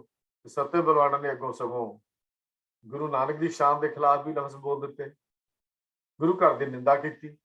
ਪੰਚਮ ਪਾਤਸ਼ਾਹ ਵਾਪਸ ਆ ਗਏ। ਹਜ਼ੂਰ ਨੇ ਸਿੱਖਾਂ ਨੂੰ ਵੀ ਸਾਜ ਦਿੱਤੇ ਤੇ ਆਪ ਸਰੰਦਾ ਲੈ ਕੇ ਫਿਰ ਕੀਰਤਨ ਜਿਹੜਾ ਸੀ ਕੀਤਾ। ਉਸ ਤੋਂ ਸਰੰਦਾ ਲੈ ਕੇ ਕੀਰਤਨ ਕਰਨ ਜਿਹੜੇ ਗੁਰੂ ਪਾਤਸ਼ਾਹ ਜੀ ਨੇ ਰਵਾਇਤ ਜਿਹੜੀ ਸੀ ਉਹ ਚਲਾ ਦਿੱਤੀ। ਗੁਰੂ ਅਰਜਨ ਦੇਵ ਜੀ ਦਰਬਾਰ ਸਾਹਿਬ ਜੀ ਨੇ ਦਰਬਾਰ ਸਾਹਿਬ ਦੇ 4 ਚੌਂਕੀਆਂ ਕਾਇਮ ਕੀਤੀਆਂ। ਅੰਮ੍ਰਿਤ ਵੇਲੇ ਆਸਾ ਕੀ ਵਾਰ ਦੀ ਚੌਂਕੀ, ਫਿਰ ਸਵਾ ਪੈਰ ਦਿਨ ਚੜੇ ਚਰਨ ਕਮਲ ਦੀ ਚੌਂਕੀ, ਦਿਨ ਬਲਾਵਲ ਦੀ ਚੌਂਕੀ ਵੀ ਅਸੀਂ ਕਹਿੰਦੇ ਹਾਂ, ਸ਼ਾਮ ਨੂੰ ਸੂਦਰ ਦੀ ਚੌਂਕੀ, ਤੇ ਰਾਤ ਨੂੰ 4 ਘੜੀ ਜਦੋਂ ਰਾਤ ਬੀਤਦੀ ਹੈ ਉਦੋਂ ਕਲਿਆਣ ਦੀ ਚੌਂਕੀ, ਉਹ ਕਲਿਆਣ ਦੀ ਚੌਂਕੀ ਉਹਨੂੰ ਕਿਹਾ ਜਾਂਦਾ ਹੈ। ਇਹਨਾਂ ਤੋਂ ਬਿਨਾਂ ਅੰਮ੍ਰਿਤਸਰ ਦੇ ਵਿੱਚ ਸ਼ਾਮ ਨੂੰ ਹੋਰ ਵੀ ਕਈ ਚੌਂਕੀਆਂ ਚੜਾਈਆਂ ਜਾਂਦੀਆਂ ਨੇ, ਜਿਨ੍ਹਾਂ ਵਿੱਚ ਪ੍ਰੇਮੀ ਸਿੰਘ ਪ੍ਰਾਪਤਨ ਰੀਤਾਂ ਦੇ ਨਾਲ ਪ੍ਰੇਮ ਭਰੇ ਸ਼ਬਦ ਅਜੇ ਵੀ ਪੜ੍ਹਦੇ ਨੇ। ਬਾਬਾ ਬੁੱਢਾ ਜੀ, ਭਾਈ ਗੁਰਦਾਸ ਜੀ ਨੇ 6 ਪਾਤਸ਼ਾਹ ਦੇ ਕਿਲੇ ਗਵਾਲੀਅਰ ਚ ਜਦੋਂ ਨਜ਼ਰਬੰਦ ਕੀਤਾ ਗਿਆ ਤਾਂ ਉਦੋਂ ਉਹ ਸ਼ਬਦਾਂ ਦੀ ਰਿਵਾਇਤ ਸ਼ੁਰੂ ਹੋਈ ਸੀ। ਉਹਦੀ ਯਾਦਗਾਰ ਦੇ ਤੌਰ ਤੇ ਅੱਜ ਤੱਕ ਵੀ ਉਹ ਸ਼ਬਦ ਜਿਹੜੇ ਹਨ ਉਹ ਉਸੇ ਤਰ੍ਹਾਂ ਪੜ੍ਹੇ ਜਾਂਦੇ ਹਨ, ਯਾਦਗਾਰ ਦੇ ਤੌਰ ਤੇ। ਅਰਦਾਸ ਵਿੱਚ ਵੀ ਕੀਰਤਨ ਦੀਆਂ ਚੌਂਕੀਆਂ ਨੂੰ ਅਸੀਂ ਯਾਦ ਕਰਦੇ ਹਾਂ। ਚੌਂਕੀਆਂ, ਝੰਡੇ, ਬੁੰਗੇ, ਜੁਗੋ ਜੁਗਾ ਟਲ ਅਰਦਾਸ ਵਿੱਚ ਵੀ ਯਾਦ ਕਰਦੇ ਹਾਂ। 6ਵੇਂ ਦਾ ਪਾਤਸ਼ਾਹ ਨੇ ਕੀਰਤਨ ਚ ਵੀਰ ਰਸ ਪੈਦਾ ਕਰਨ ਦੇ ਨਾਲ ਇੱਕ ਨਵਾਂ ਸਾਜ਼ ਢੱਡ ਸਰੰਗੀ ਨੂੰ ਵੀ ਪ੍ਰਚਲਿਤ ਕੀਤਾ। ਤੇ 10ਵੇਂ ਪਾਤਸ਼ਾਹ ਜੀ ਪਾਉਸ ਬੜਾ ਕਮਾਲ ਦਾ ਵਜਾਉਂਦੇ ਸਨ। 10ਵੇਂ ਪਾਤਸ਼ਾਹ ਜੀ ਆਪ ਬਹੁਤ ਮਹਾਨ ਕੀਰਤਨੀਏ ਸਨ, ਬਹੁਤ ਮਹਾਨ ਕੀਰਤਨੀਏ ਸਨ। ਤੇ 7ਵੇਂ ਪਾਤਸ਼ਾਹ ਤੋਂ ਆਪਾਂ ਜਦੋਂ ਇਹ ਗੱਲ ਕਰਦੇ, ਸਾਖੀ ਇਤਿਹਾਸ ਵਿੱਚ ਆਉਂਦੀ ਹੈ ਵੀ ਇਹ ਉਹਦਾ ਸਤਿਕਾਰ ਕਿੰਨਾ ਕੀਰਤਨ ਦਾ 7ਵੇਂ ਪਾਤਸ਼ਾਹ ਜੀ ਕਰਦੇ ਸਨ। ਤੇ ਇੱਕ ਸਮੇਂ ਸ਼ਬਦ ਕੀਰਤਨ ਕਰਦੇ ਹੋਏ ਰਾਤ ਨੂੰ ਸੰਗਤ ਆਈ, ਜਿੱਥੇ ਗੁਰੂ ਜੀ ਬਿਰਾਜੇ ਹੋਏ ਸਨ, ਲੇਟੇ ਹੋਏ ਸਨ, ਉੱਥੇ ਹੇਠਾਂ ਆ ਕੇ ਉੱਚੀ ਉੱਚੀ ਸ਼ਬਦ ਪੜ੍ਹਨ ਲੱਗ ਪਏ। ਗੁਰੂ ਜੀ ਦੀ ਜਾਗ ਖੁੱਲੀ। ਉਸ ਸਮੇਂ ਮੰਜਾ ਤੇ ਆ ਕੇ ਇੱਕਦਮ ਖੜੇ ਹੋ ਗਏ। ਐਸੀ ਗੱਲ ਹੋਈ ਕਿ ਮੰਜੀ ਦੀ ਇੱਕ ਬਾਹੀ ਦੇ ਨਾਲ ਸੱਟ ਲੱਗ ਗਈ ਤੇ ਉਸ ਲੱਗੀ ਹੋਈ ਸੱਟ ਨਾਲ ਹੀ ਸਤਿਗੁਰੂ ਜੀ ਹੇਠਾਂ ਆ ਗਏ। ਸੰਗਤ ਦੇ ਆ ਕੇ ਦਰਸ਼ਨ ਕੀਤੇ। ਲੱਗੀ ਹੋਈ ਸੱਟ ਨੂੰ ਕਿ ਸਿੱਖ ਨੇ ਦੇਖਿਆ ਤੇ ਪੁੱਛ ਲਿਆ ਵੀ ਮਹਾਰਾਜ ਸ਼ਬਦ ਵੀ ਤੁਹਾਡੇ ਨੇ, ਬਾਣੀ ਵੀ ਤੁਹਾਡੀ ਪੜ੍ਹ ਰਿਹਾ ਹੈ, ਗ੍ਰੰਥ ਵੀ ਆਪ ਜੀ ਦਾ ਹੈ, ਫਿਰ ਇੰਨੀ ਕਾਹਲੀ ਕਰਨ ਦੀ ਕੀ ਲੋੜ ਸੀ, ਆਰਾਮ ਨਾਲ ਉੱਠ ਜਾਂਦੇ। ਗੁਰੂ ਮਹਾਰਾਜ ਨੇ ਕਿਹਾ ਤੁਸੀਂ ਠੀਕ ਕਹਿ ਰਹੇ ਹੋ, ਪਰ ਸਦਾ ਯਾਦ ਰੱਖਣਾ ਚਾਹੀਦਾ ਹੈ ਕਿ ਗੁਰੂ ਦਾ ਅਨੁਭਵ ਬਾਣੀ ਦੇ ਰੂਪ ਵਿੱਚ ਹੈ, ਇਸ ਦਾ ਅਦਬ ਕਰਨਾ ਅਤੀ ਜ਼ਰੂਰੀ ਹੈ। ਸੰਸਾਰ ਜੋ ਅੱਗ ਦਾ ਸਮੁੰਦਰ ਹੈ, ਪਾਰ ਕਰਨ ਲਈ ਇਹ ਬੀੜੀ ਦਾ ਕੰਮ ਕਰਦੀ ਹੈ। ਤ੍ਰਿਸ਼ਨਾ ਰੂਪੀ ਹਿਰਨੀ ਨੂੰ ਮਾਰਨ ਲਈ ਸ਼ੇਰਨੀ ਰੂਪੀ ਇਹ ਬਾਣੀ ਹੈ। ਇਹਨੂੰ ਕਦੀ ਆਪਣੇ ਜੀਵਨ ਚੋਂ ਨਹੀਂ ਵਿਸਾਰਨਾ। ਇਹਦੇ ਚ ਸੂਰਜ ਪ੍ਰਕਾਸ਼ ਦੇ ਕਰਤਾ ਨੇ, ਕਵੀ ਸੰਤੋਖ ਸਿੰਘ ਨੇ ਵੀ ਗੱਲ ਲਿਖੀ ਹੈ, ਜੋ ਸਿੱਖ ਗੁਰਬਾਣੀ ਭੈ ਕਰੇ, ਬਿਨ ਪ੍ਰਯਾਸ ਭਵ ਸਾਗਰ ਤਰੈ, ਜਿਨ ਪੈ ਅਦਬ ਨਾ ਬਾਣੀ ਧਾਰਾ, ਜਾਨੋ ਸੋ ਸਿੱਖ ਨਹੀਂ ਹਮਾਰਾ। ਇਹ ਇੱਕ ਅਦਬ ਦਾ ਰਾਹ ਹੈ, ਪ੍ਰਭੂ ਤੱਕ ਪੁੱਜਣ ਦਾ ਰਸਤਾ ਹੈ ਗੁਰਬਾਣੀ ਦਾ ਸਤਿਕਾਰ। ਕਾਰਨ ਕਾਰਜ ਦੀ ਇਹ ਇੱਕ ਸੰਗਲੀ ਹੈ ਜੋ ਬਿਨਾਂ ਭਗਤੀ ਬਿਨਾਂ ਗਿਆਨ ਨਹੀਂ, ਗਿਆਨ ਬਿਨਾਂ ਮੁਕਤੀ ਨਹੀਂ, ਮੁਕਤੀ ਬਿਨਾਂ ਆਨੰਦ ਨਹੀਂ, ਤੇ ਆਨੰਦ ਬਿਨਾਂ ਪ੍ਰਭੂ ਦਾ ਰਸ ਨਹੀਂ, ਉਹਦਾ ਸਵਾਦ ਨਹੀਂ ਮਾਣਿਆ ਜਾ ਸਕਦਾ।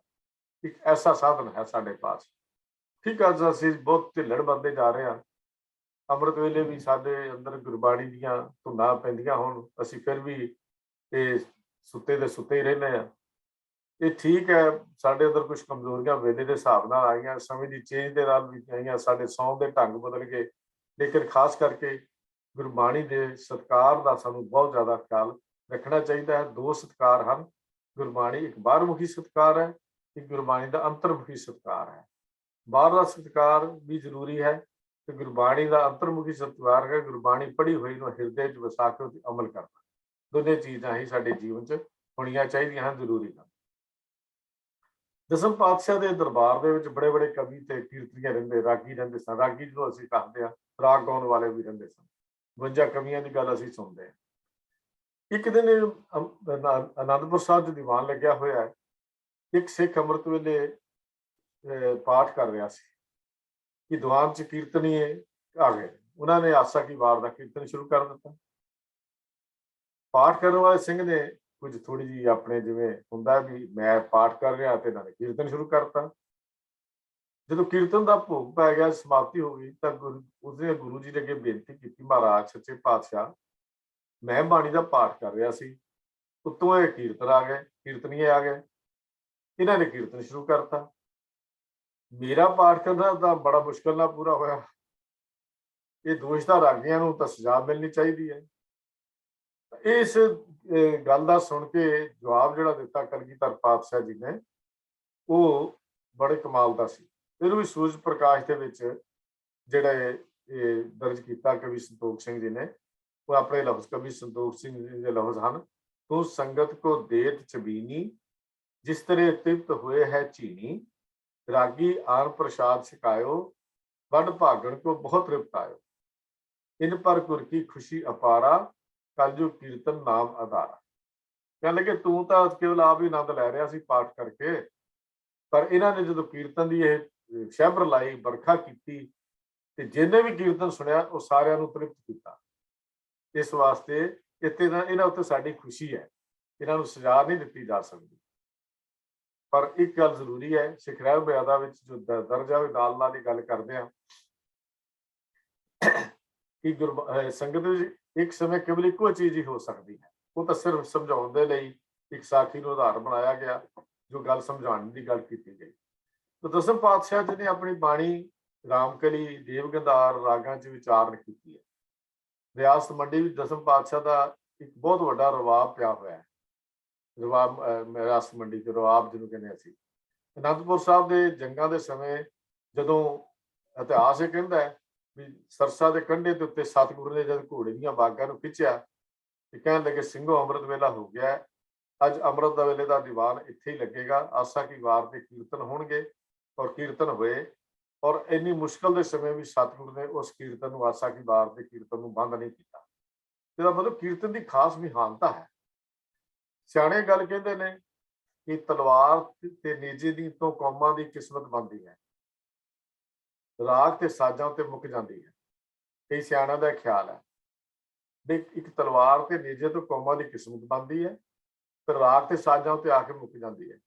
ਸਿੱਖ ਧਰਮ ਨੇ ਮਨ ਨੂੰ ਪਵਿੱਤਰ ਕਰਨ ਲਈ ਕੀਰਤਨ, ਦੀਨ ਰੱਖਿਆ, ਗਰੀਬ ਦੀ ਰੱਖਿਆ ਲਈ ਤੇ ਆਜ਼ਾਦੀ ਲਈ ਤਲਵਾਰ ਫੜਾ ਕੇ ਇਹਨੂੰ ਧਰਮ ਨੂੰ ਸਪੂਰਨ ਕੀਤਾ ਹੈ। ਇੱਥੇ ਨਾ ਕੀਰਤਨ ਦੀ ਇਕੱਲੀ ਗੱਲ ਕੀਤੀ ਗਈ ਤੇ ਨਾ ਇਕੱਲੀ ਤਲਵਾਰ ਤੇ ਨੇਜੇ ਦੀ ਗੱਲ ਕੀਤੀ ਗਈ।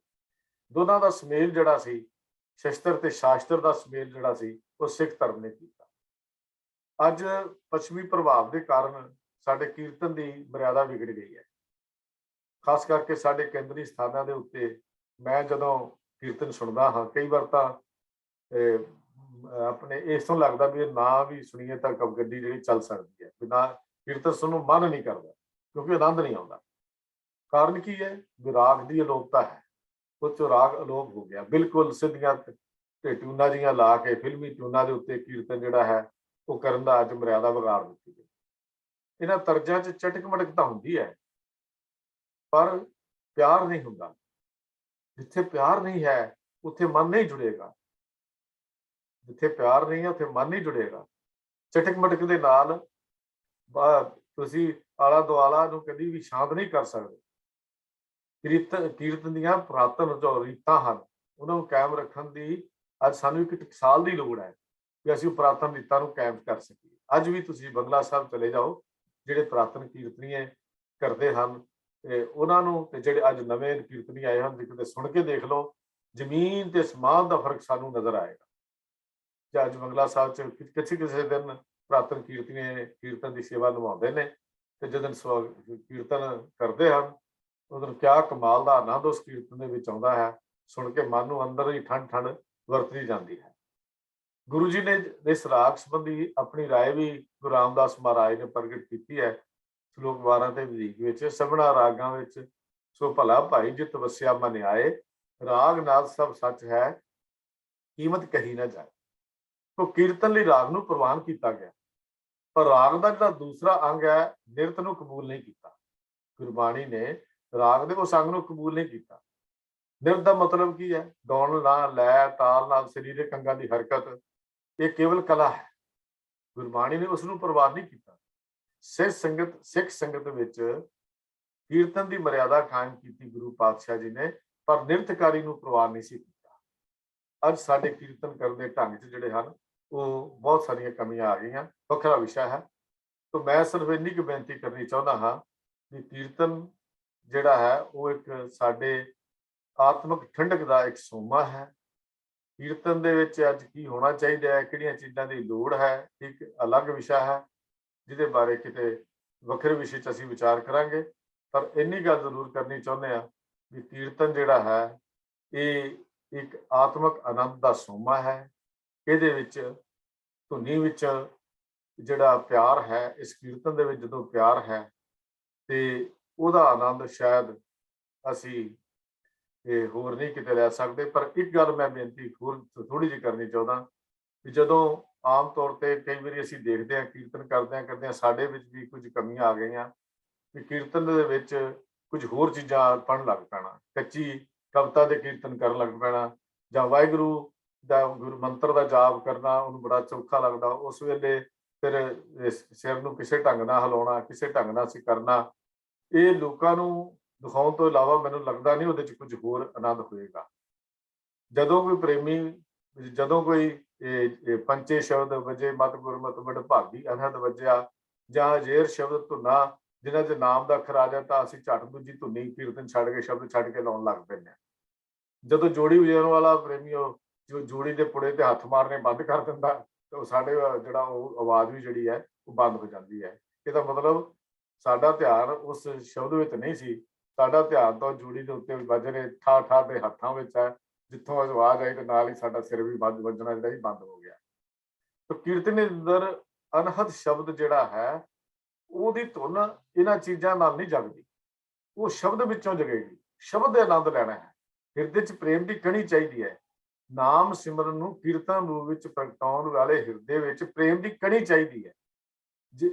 ਜੇ ਉਸ ਕਣੀ ਦੀ ਜਿਹੜੀ ਸਰੋਤਿਆਂ ਦੇ ਜਦੋਂ ਹਿਰਦੇ ਵਿੱਚ ਨਾਮ ਦੀ ਧੂ ਜਿਹੜੀ ਪਵੇ, ਸੁਣਨ ਵਾਲੇ ਦੀ ਧੂ ਵੀ ਪਵੇ, ਗਾਇਨ ਵਾਲੇ ਦੇ ਅੰਦਰ ਜਦੋਂ ਕਣੀ ਹੋਏਗੀ ਤਾਂ ਫਿਰ ਸਰੋਤਿਆਂ ਦੇ ਵਿੱਚ ਵੀ ਉਹਦੀ ਖਿੱਚ ਪਵੇਗੀ। ਸੋ ਇਹ ਅਵਸਥਾ ਬਾਹਰਮੁਖੀ ਉੱਚੀਆਂ ਗੁਰਮਤਿ ਦੀਆਂ ਧੁਨੀਆਂ ਜੋ ਬਾਹਰਲਾ ਵਿਖਾਵਾ ਅਸੀਂ ਕਰਦੇ ਹਾਂ ਉਹਦੇ ਨਾਲ ਸੰਬੰਧ ਨਹੀਂ ਰੱਖਦੀ। ਇਹ ਅੰਦਰ ਦੀ ਅਵਸਥਾ ਹੈ ਜਦੋਂ ਮਨ ਸਹਿਜ ਤੇ ਉਸ ਆਨੰਦ ਦੇ ਵਿੱਚ ਜਾ ਕੇ ਪਹੁੰਚਦਾ ਹੈ, ਜਿਹਨੂੰ ਅਸੀਂ ਕਹਿੰਦੇ ਹਾਂ ਜਦ ਨਾਨਕ ਮੁਸ਼ਕ ਝੋਲਿਆ ਸਭ ਜਨਮ ਧਨ ਧੰਨਾ ਵਾਲੀ ਜਦੋਂ ਗੱਲ ਬਣ ਜਾਂਦੀ ਹੈ, ਉਹ ਆਨੰਦ ਹੈ ਜਿੱਥੇ ਵਿਸਮਾਦ, ਸੁਰਤ ਦਾ ਟਿਕਾਓ, ਸਹਿਜ, ਸਬਰ ਉਸ ਕੀਰਤਨ ਦੇ ਵਿੱਚੋਂ ਅਸੀਂ ਮਾਣ ਸਕਦੇ ਹਾਂ। ਤਾਂ ਕੀਰਤਨ ਸਾਡੇ ਗੁਰਬਾਣੀ ਦੇ ਇੱਕ ਅਹਿਮ, ਗੁਰਬਾਣੀ ਨੂੰ ਪੜ੍ਹਨ, ਵਿਚਾਰਨ, ਸੁਣਨ ਦੇ ਨਾਲ ਨਾਲ ਜਦੋਂ ਇਹ ਸੁਣ ਕੇ ਅਸੀਂ ਉਹਨੂੰ ਵਿਚਾਰ ਲੈਂਦੇ ਹਾਂ, ਅੰਦਰ ਆਨੰਦ ਆਟੋਮੈਟਿਕਲੀ ਪੈਦਾ ਹੁੰਦਾ ਹੈ। ਗੁਰੂ ਕਿਰਪਾ ਕਰੇ ਕੀਰਤਨ ਦੇ ਸਰੋਤੇ ਬਣਨ ਦੀ ਵੀ ਸਾਨੂੰ ਜਾਚ ਆਵੇ ਔਰ ਕੀਰਤਨੀਆਂ ਨੂੰ ਕੀਰਤਨ ਕਰਨ ਦੀ ਵੀ ਸਮਝ ਹੋਵੇ। ਤਾਂ ਫਿਰ ਜਦੋਂ ਉਹ ਕੀਰਤਨ ਕੀਤਾ ਹੋਇਆ ਸੱਚਮੁੱਚ ਸਰੋਤੇ ਨੂੰ ਅੰਦਰੋਂ ਕੀਲ ਕੇ ਰੱਖ ਦਿੰਦਾ ਹੈ। ਜਿਹੜੀਆਂ ਪੁਰਾਤਨ ਜਦੋਂ ਅਸੀਂ ਟੇਪਾਂ ਸੁਣਦੇ ਹਾਂ ਜਾਂ ਪੁਰਾਤਨ ਕੀਰਤਨ ਸੁਣਦੇ ਹਾਂ, ਸ਼ੈਲੀ ਨੂੰ ਸੁਣਦੇ ਹਾਂ, ਸੱਚਮੁੱਚ ਤੇ ਅੱਜ ਦੇ ਕੀਰਤਨ ਦੇ ਵਿੱਚ ਬਹੁਤ ਜ਼ਮੀਨ ਅਸਮਾਨ ਦਾ ਫਰਕ ਸਾਨੂੰ ਨਜ਼ਰ ਆਉਂਦਾ। ਗੁਰੂ ਅੱਗੇ ਅਰਦਾਸ ਕਰੀਏ, ਮਹਾਰਾਜ ਜੀ ਉਹ ਸ਼ੈਲੀ ਜਿਹੜੀ ਗੁਰੂ ਕਾਲ ਨੇ ਸਾਨੂੰ ਬਖਸ਼ਿਸ਼ ਕੀਤੀ, ਦੁਬਾਰਾ ਅਸੀਂ ਉਹਨੂੰ ਪ੍ਰਚਲਿਤ ਕਰੀਏ ਤਦ ਕਿ ਸਾਡਾ ਲੋਕ ਪਰਲੋਕ ਸਹੇਲਾ ਹੋ ਜਾਏ। ਇੰਨੇ ਬਚਨ ਪ੍ਰਵਾਨ ਕਰਨੇ ਜੀ। ਭੁੱਲ ਚੁੱਕ ਦੀ ਖਿਮਾ, ਪਿਆਰ ਸਤਿ ਫਤਿਹ ਸਾਂਝ ਕਰੋ ਜੀ। ਵਾਹਿਗੁਰੂ ਜੀ ਕਾ ਖਾਲਸਾ, ਵਾਹਿਗੁਰੂ ਜੀ ਕਾ ਖਾਲਸਾ, ਵਾਹਿਗੁਰੂ ਜੀ ਕੀ ਫਤਿਹ।